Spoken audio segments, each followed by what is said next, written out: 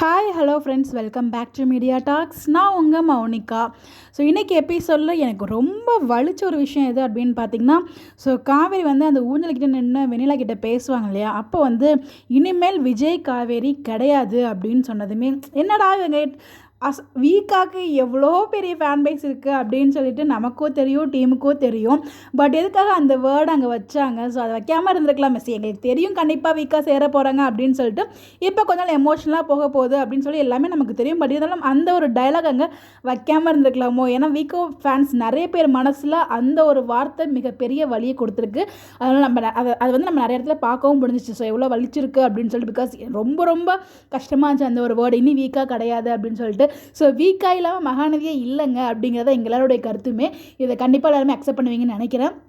So அது ஒரு பக்கம் நான் ஆக்சுவலாக லாஸ்ட் வீடியோவில் நான் ஷேர் பண்ணணும்னு நினச்சேன், அந்த மெமரிஸ் வீடியோலேயே. பட் பார்த்தீங்கன்னா அந்த மறந்துட்டேன், அதனால் இங்கே நான் ஷேர் பண்ணியிருக்கேன். இந்த வீடியோ பார்த்திங்கன்னா நம்ம வெண்ணிலா இவங்களை புரிஞ்சிக்கவே முடியலையே. அவங்களோட லுக் ஒரு சில பார்க்கும்போது நல்லவங்க மாதிரி இருக்காங்க, ஒரு சில வார்த்தைகள் எல்லாம் பார்க்கும்போது இவங்க இன்னும் மாறலையா, அப்படியே தான் இருக்காங்களா. இப்போ வரைக்கும் வெண்ணிலாவோட கேரக்டர் ட்விஸ்ட்டாகவே கொண்டு போயிட்டுருக்காங்க. ஆனால் வெண்ணிலா கேரக்டர் எண்ட் ஆகிடுச்சு அப்படிங்கிறது மட்டும்தான் நமக்கு ஒரு பக்கம் ஹாப்பியாக இருக்குது. பட் ஏதாவது ட்விஸ்ட் இருக்குமோ அப்படின்னு சொல்லி ஒரு பயம் இருந்தாலும், பட் வெண்ணிலா கேரக்டர் எண்ட் ஆகிடுச்சு. மேபி இன் ஃபியூச்சரில் வேணால் அவங்களோட ரீஎன்ட்ரி இருக்க வாய்ப்புகள் இருக்க தவிர இன்னும் 1 or 2 weeks தான் அவங்களோட கேரக்டர் எண்ட் ஆகிடும். அதில் எந்த ஒரு டவுட்டுமே கிடையாது. அவங்களோட கேரக்டரை புரிஞ்சிக்கவே முடியலங்க. ஸோ நெகட்டிவாக இருக்காங்களா, பாசிட்டிவாக இருக்காங்களா? ஸோ காவேரிகிட்ட பார்த்தீங்கன்னா, ஸோ குழந்தை மேலேயே நீ பார்த்தீங்கன்னா சத்தியம் பண்ணியிருக்க அப்படிங்கும்போது கண்டிப்பாக உன்னோட வாக்கு நீ மீற மாட்டேன்னு நினைக்கிறேன் அப்படிங்கிற மாதிரி சொல்கிறாங்க. இதெல்லாம் தாண்டி எப்படி அவங்க கிளம்பி போகிறாங்க, பஸ் ஸ்டாண்ட்லேருந்து அங்கேருந்து கிளம்பி போகிறாங்க அப்படிங்கிற ஒரு கேள்வி எனக்குள்ளே இருந்துகிட்ருக்கு.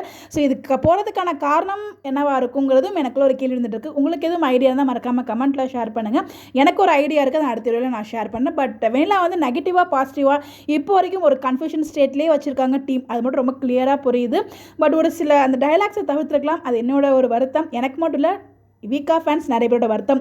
இனி வீக்கா இல்லை, அதாவது விஜய் காவேரி இல்லைன்னு சொன்னது காவேரி வாயிலேருந்து அந்த ஒரு வார்த்தை ஃபேன்ஸ் எல்லாமே அக்செப்ட் பண்ணிக்க முடியல. அதையுமே இந்த வீடியோவில் மென்ஷன் பண்ணணும்னு நினச்சேன், அதான் மென்ஷன் பண்ணியிருக்கேன். உங்களுடைய கருத்துக்கள் என்ன, நீங்கள் என்ன ஃபீல் பண்ணுறீங்க? இல்லை பாசிட்டிவாக நெகட்டிவாக உங்களுக்கு எப்படி ஃபீல் ஆகுது இன்றைக்கி எபிசோடெலாம் பார்க்கும்போது? அவங்க நெகட்டிவாக இருக்காங்களா, பாசிட்டிவாக இருக்காங்களா? உங்களுடைய ஒப்பீனியன்ங்கிறத கமெண்ட்டில் சொல்லுங்கள். இந்த மாதிரி அப்படி தெரிஞ்சுக்க நம்மளோட சேனலை ஃபாலோ பண்ணிக்கோங்க. Bye bye.